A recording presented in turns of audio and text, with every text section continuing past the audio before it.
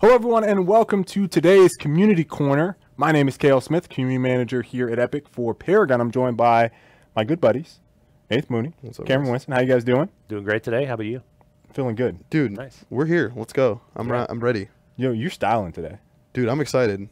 Yeah. This is all just inspired by the big update, dude. Would you consider it to be an ensemble? Yeah, I mean, you could consider it an ensemble. An ensemble? Yeah. Or like a little presentation? Yeah, yeah, a little. Yeah. Is it hot? Oh, it's hot. It's hot. Today, guys, we're talking about the V42 major update. We have a lot of questions from the community that we pulled from. Obviously, a lot of information has come out in the last couple weeks about what is on the horizon coming in the V42 series and beyond. Obviously, we're getting toward a full-fledged game. Yeah. It's exciting times around here. Yeah, it's hype. Like it's actually, you know, like so much of what we'd hoped to see, you know, once we did this rework is actually coming together, both in the play tests. We're starting to see things come online, and it's extremely motivating to see, like, you know, pieces of things you've been working on for a long time actually start to take a shape and like be a thing, and not just like, hey, I have this idea about this thing, I want to try. You know, it's like you're actually putting it together and making a thing. No, you know what's cool, and you know, there's always this constant like perception that the community has as well. You know, we talk about, some community members will say, hey, it's in beta. You know, there's someone that gives some feedback and say, well, this is in beta, and they go, well, it's not really, right? And so this is actually like one of those things where the players that are playing they're part of the full course meal that we're actually preparing for them, right? And so they get to taste the food while we're preparing the food, and so it's pretty crazy. As anyone knows, at these restaurants, if you walked into the kitchen and tried to taste the chef's food, he's like, get out of here, dude. And if you want to talk about this game in particular, if you started playing in February 2016, you like came into like, you know, a Mexican restaurant, and now we're like an Indian restaurant. Like, it's completely totally different. It's completely different. It's like, wait, what just happened? It's like, you know, like, what, you know, so there's a lot of things. Like the genre of food just changed. The genre of food just changed completely. I mean, no, but all kidding aside, like, we've made some dramatic changes over the last year, and it's totally, you know, it's totally reflective in both, like, you know, our commitment to delivering the best version of this that we can, and and a lot of the changes, you know, even if it's not like specifically, you know, dude number 73 on the internet says the following quote, this is a thing, we should do that. It's more like just watching, you know, do more people play when we do this? Do more people enjoy the game when we do this? Not just anecdotally, but, you know, objectively, data. And then, like, we get that data, and then we're like, well, you know, it confirms this direction is correct, or, hey, you know, mistakes are made, and then you move in the different directions. So. Yeah, for sure. So we want to run through some of the questions that you all had. We took a lot of these from YouTube on this particular Community Corner. Ooh, YouTube questions. Yes.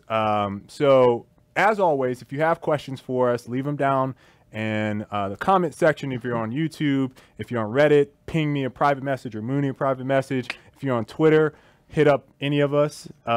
He's not going to respond, but you're welcome to try. He will definitely look at it. Yeah. I mean, you may not get an update, but you're following him. I mean, my Twitter account is essentially just a living meme. So, I mean, just enjoy. Yes. Enjoy. If you want. But you can obviously tweet Cameron.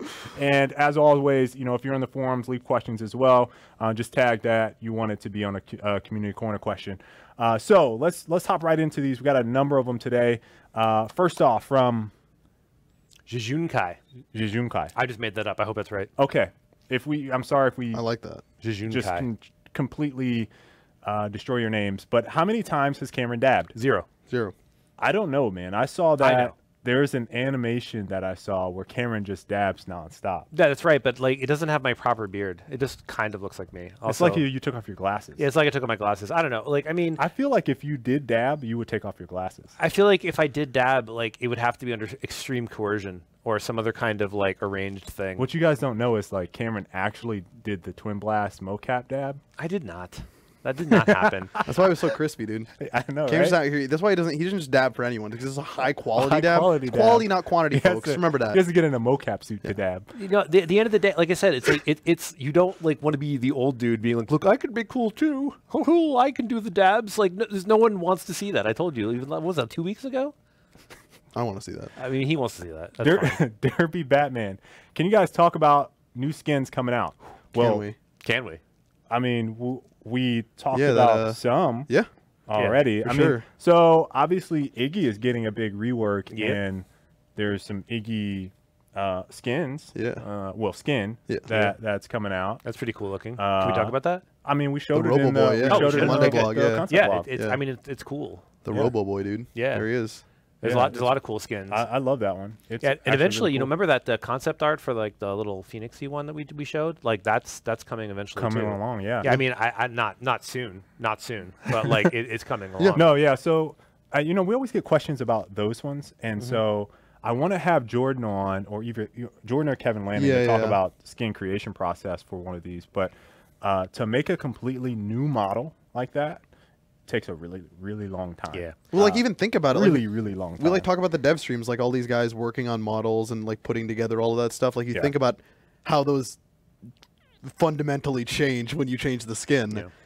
Those are actually It's somebody like has to effects, somebody has to make those skins. changes. They don't just How type they don't- look in the lighting. Yeah, they don't just type turn into other thing and then it just changes. You just don't run it through the robot filter and you're done. You know, the Iggy rework also, especially like if you have a really cool looking robot skin, he's also going to get you're going to want cool looking robot turrets, right? So you got to also make those. It's like there's lots of things that that go into making these kinds of skins that you might not think about. Right. But I mean, and then of course sometimes your skin is like, well, we've changed some colors around. It's more of like a color redo. Even that, I was talking to Mario about that, and that process is still like, they have to check each material light. Oh yeah. As soon they put it in an environment, they Oh check yeah, all because the you got to lighting. check how it'll look at any aspect of the game. Then that goes through a review process, and then because they it's make funny, tweaks. like because you think it looks like this looks black or this looks green or whatever, and you're like, but then you're like, well, does it look green? And all lights is like, because actually it turns out the green looks like muddy brown, and was it now green it's like 1 or green garbagey. 6? And then somebody else walking and be like, no, that's green 3. Sorry, we need to change that. Well, I just leave it to the artists because they're all better than me at like every conceivable thing when it comes to art. So like, yeah. So Iggy's gonna have a skin. We talked about that. The other one, I'm gonna just throw this out there. I saw a pretty sick Aurora skin. All right, well, don't. Which one is that? Don't be riled up like this. I'm not gonna tell the name of it, but this is like any new skins coming out. Oh, yes. is that the concept with the? Oh, yeah, I gosh. saw that one. Yeah. Oh, that was pretty sick, goodness. Okay, I actually don't know what Gracious. this. Can one of you show me after No. this? Well, No. yeah, maybe. Maybe. Is he cool enough? I Should mean, we show him? here's the thing. He actually has played a game that, you know what? I'm just gonna let you see it. Yeah, All right, fine. You should have saw it. I mean, we should definitely show you later. I'm a So legendary. Aurora, man. there's two for you. I don't want to spoil any more surprises for what's coming, but Aurora, sick. Yeah. It's nice. Wolverine 78711. How will you balance late game heroes versus early game heroes in an uncapped environment? So you mentioned that last week, Cameron, about the economy. So essentially, like the way it works is the sort of tacit promise that you make to MOBA players is like the deal is like if you're good late, you have to be kind of a little bit bad early, because otherwise, like if you're in a world where like everyone's just good all the time, then it's like everyone just picks people who are good, and then there's no difference. You don't feel like coming online or whatever. Right. But at the end of the day, yeah, late game heroes are just better than early game heroes in the end game. Like that's what they have to be, because otherwise, like there's no justification. And so what I'm hoping we can do, and what we constantly strive to do, is that as carries come online later, you start off with like, okay, early game heroes, like for the first several minutes of the game, are like the Wu-Tang Clan, and you just can't go in. Okay? And then you're just like, well, this sucks. And then you're like, all right, well, now we've gotten 15, 20 minutes in. Some of the carriers starting to get some money.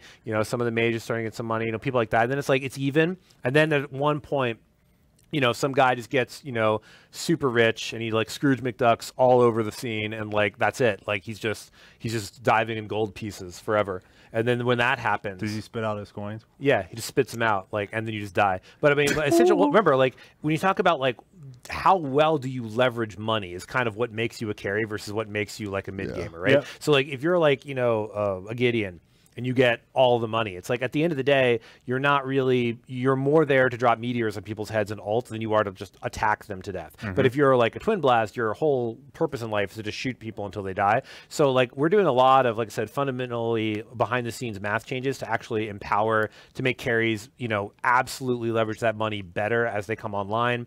And when they do come online, they just arrive. It's like, when carries arrive, it's like they knock on the door, they kick it down, everyone in the party dies. That's what happens. So I don't expect balancing so much as like, we do not expect you to be as good as a late game hero in the late game. In fact, that would be kind of counterintuitive.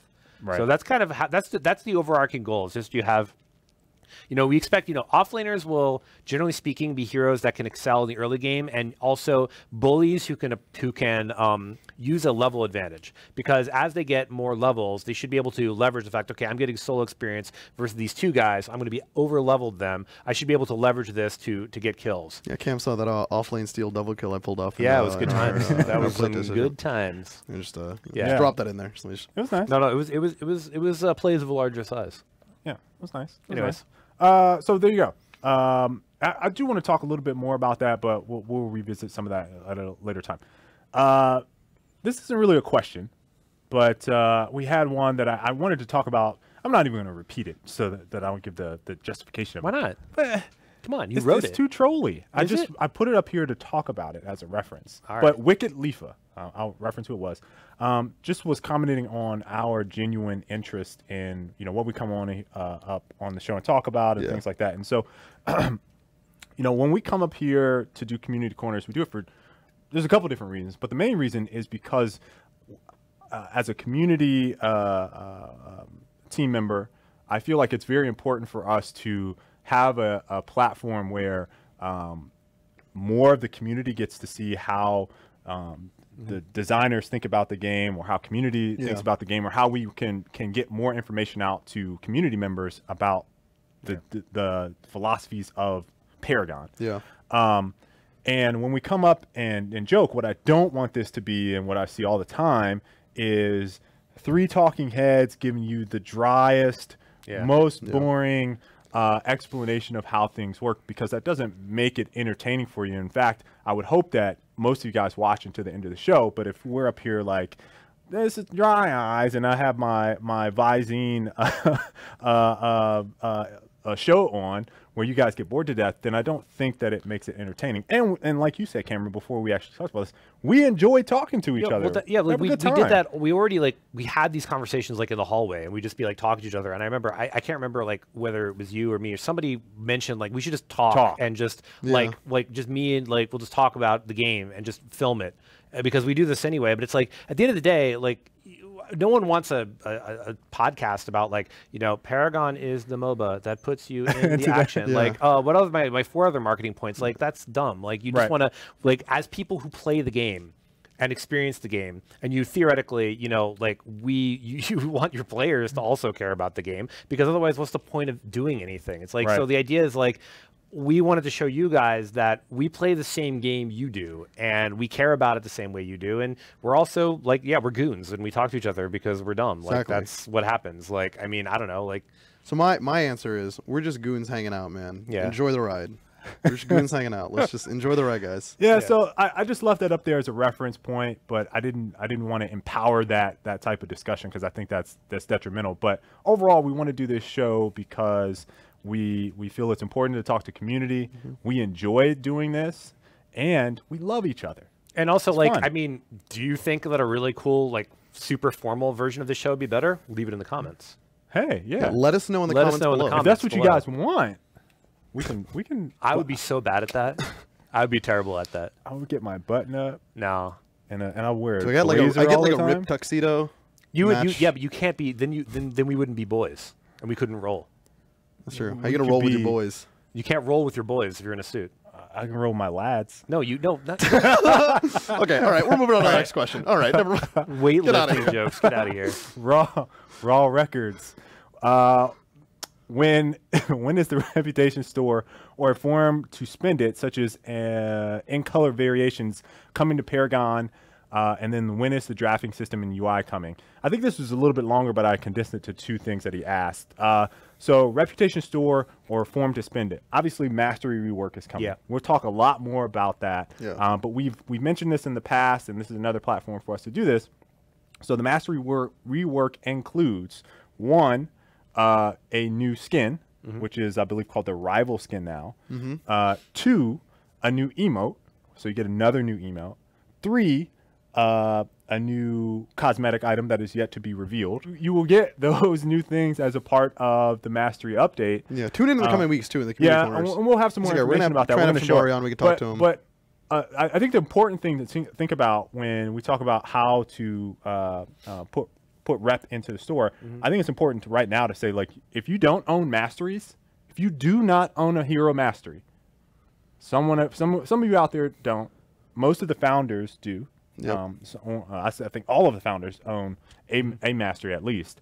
But if you don't own a mastery, now is the time to purchase the mastery for your heroes. 75,000 reputation per hero mastery. If you don't own those, it's very, very, very important when we get into the new update to have those hero masteries, because that is where you're going to get all those things, like an additional, you're going to get the challenger skin. So the challenger skin, then you get the rival skin, then you get your emote in there, then you get another emote, then you get this yet to be revealed cosmetic item. So there's a lot of things that you can get for rep already as a part of masteries. And then when we add more to that, there's that many more items that are all a part of reputation. Okay. So, and I can answer that one. So drafting system UI coming. It's in the future, TM. We showed off a mock very early on. It was like a concept that Shimbrari Yeah, but like there's a lot of UI work that's coming, but like I don't want to, putting a date on it is irresponsible. No, just like sure. It's coming, it's in the future. There's a lot of UI work we have to do. Yeah. And if you haven't seen that, we did post some concepts. You can find it on Reddit. You can find it on the forums that has an image of what the new draft system will look like, or at least a concept of what it will look like. Cool. Dragon 22, will Legacy come back? So who wants to tackle that one? I feel like we've answered this before, but again, like Monolith increased our player retention, more people playing more games, enjoying it more, having a better time. Like we have every objective data point that exists to measure our game's success is better since we've introduced Monolith. I don't imagine a world where Legacy comes back. I mean, we could look at using some of the assets, but for just a map of that size with the layout, it's almost certainly not going to return. If it does return, it will not return in a format where you will be like, oh, it's Legacy, we just turned it back on. That's almost certainly never going to happen. Yep. Things could change, but like it's a meme at this point. It's like it's almost never going to happen. Okay. No. So yeah, the answer is probably no. I would just say no. Yeah. Next question. Shadow Thane? Shadow Thane. Shadow Thane. Okay. No Thane. cap on the new currency. It's like a knight from a Nordic country. Oh. A Thane. A Shadow Knight, dude. A Shadow Thane. This one is a great one. What's going to stop people from building major strikes and casts on all three slots? Two things. Card? The first is there are no major strikes and no major casts. The 'Cause they second have is all there's new no cards. slots and cards. Hey, no, the actual, so to answer the spirit of the question, what's to stop people from just like balling out at the end of the game with all their money? And the answer is we want you to. Like the idea is that if you earn more money than your opponents, you're better than them. Like that's what one of the quintessential MOBAs are an economy game. Yeah, it's an economy game.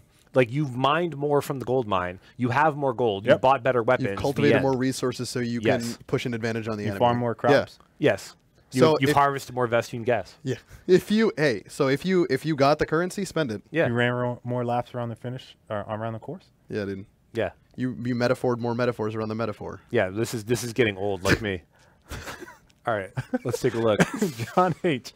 Can we expect a brand new cinematic trailer similar to the M83 trailer from over a year ago? That was the open beta launch trailer, or was that the M83 early access? announced? I think it's the announced. That was trailer. the early access trailer taking place on the version of Monolith. Perhaps have it feature voices and lore as well. I think that'd be cool.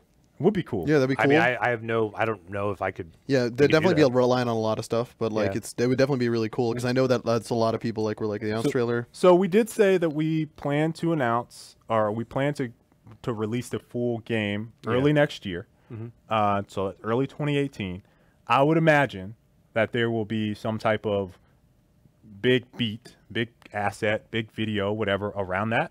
I don't know what it will be, and I don't know if it will include lore. It's almost certainly too far in the future to give a straight answer to that. Yes. Sorry, but I would say that there's a high probability that something like that will occur. Your idea is cool, though. Yes. Quid fit. Economy cap is getting removed. A lot of questions about the economy cap, which is why I included it. Does that mean that deck building is being removed because you can't build a deck without a point cap on it unless it's included in all the cards? Throw out everything you think you know because it's all changing. Like, it's literally all changing.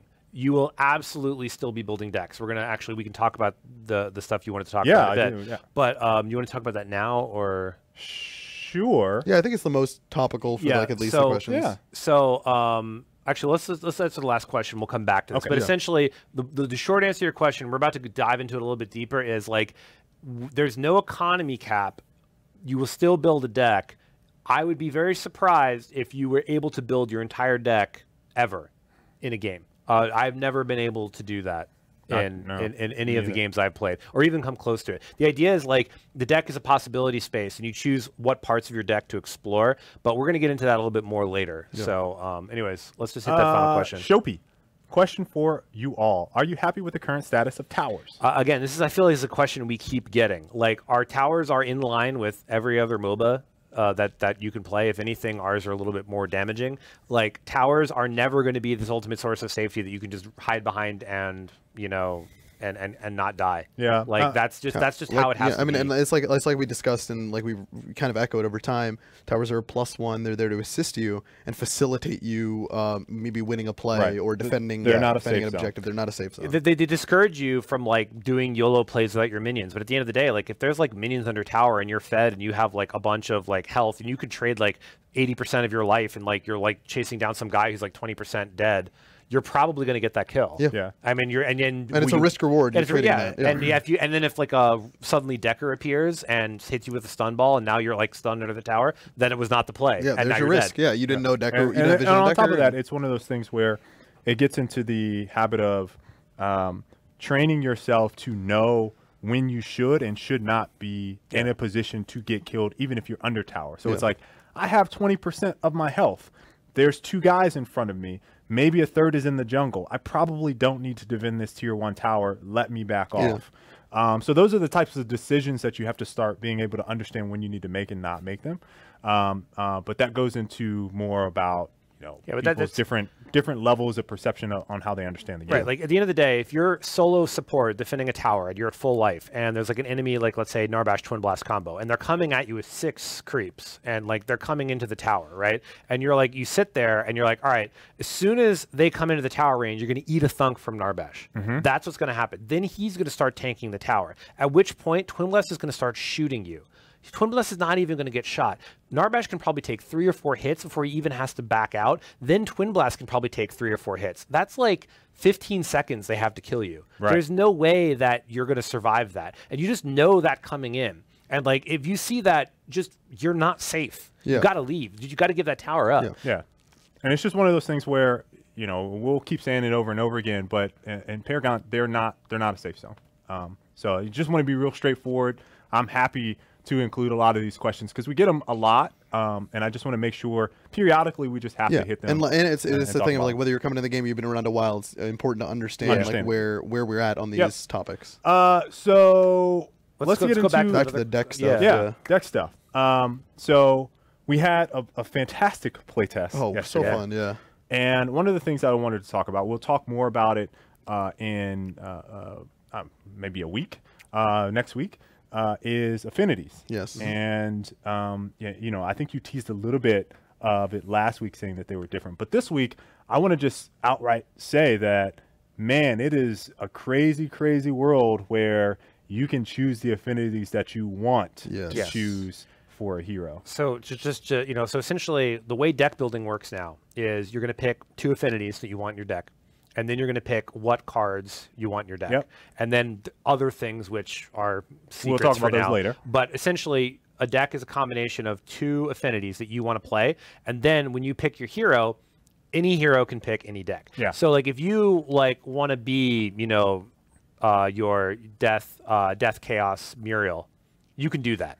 Like, I mean, I don't know if that's the play, but, you know, more power to you. You know, you can do stuff like that. So like, and because of this, what it's allowed us to do is each affinity gets a tremendous amount of personality now they didn't have before. Because before it was like, okay, so let's say, you know, we want to give Red this really awesome like card that carries with love. And then you're like, but wait, I'm Sparrow and I don't have Red. You know, I don't have, you know, Chaos in my deck. How do I actually use it? Right. And the answer is, well, I guess you're just a worse carry. than carries that have chaos in it. And so like that was unacceptable. So we had to kind of make sure that every affinity could kind of do most things, and that also contributed to the genericness of the system. Now we can be like, look, if you want to play carry and you want to have chaos in your carry deck, pick it. Pick it. Any hero is viable with this. And so now we can be like, this kind of card only exists in chaos. This kind of card only exists in death. And the cards, the affinities themselves, there is a mechanic that is unique to most affinities that only exists in that affinity. So there's like, you might see someone playing like, you know, the Order Knowledge Bellica, and that's like kind of similar to how she plays currently on live. But you might also see like the, you know, the Growth Death Bellica. I played, I have to say, for those that don't know, so I love Richter. Who doesn't know that? Cameron knows I love Richter. Everyone knows you love for that. the community out there, some of you guys don't know, I love Richter. It's my first mastered hero, and I absolutely, it's such a very rewarding, fulfilling skill hero for me that I just personally love. I played, the first game I played, I picked his what is on live, which I think is knowledge, which is intellect, and corruption on live, which is now death. That's right. That was my first game, and I was like, okay, this is cool. The second game I went in, I went, what about knowledge chaos? And then I was like, wait a second, no. How about I go corruption chaos? And then I started looking at all the cards in there, and I was like, my mind is blown right now. And then when I said this to he's just like I kind of looked down our line, and I'm like, I'm building chaos. I'm building a chaos death Richter. And he looks at me and he goes, ooh. So I mean, he was just like, it's amazing that you can say that. Like, it's so cool that you're able to say stuff like that. Yeah, and so that's one of the things with the system that has me so excited. Yeah. And some of the feedback sessions that we've had after that, at least with the community guys, is, man, it is a really compelling and exciting story to be able to tell someone, like, hey, you know the hero that you play right now? Can you imagine that hero with this deck or these subset of affinities or these subset of affinities? It's like, oh my God, it really changes the way you kind of approach a game and what you think about building beforehand. But the major thing that, like, I think is actually the most important thing to actually say, which is incredibly important, is decks are also now portable. So like, if you think about it, like if you are going to play a Murdoch deck or a Twin Blast deck, you actually have the ability to say like, these decks could be similar. So let's say you're like, all right, I'm going to do like, this is kind of my like. I actually did that yesterday. Yeah. Because I made a first game, I made a deck for Grux because I wanted a jungle. And I think I made it Growth Death because I wanted to have some damage and like some stuff.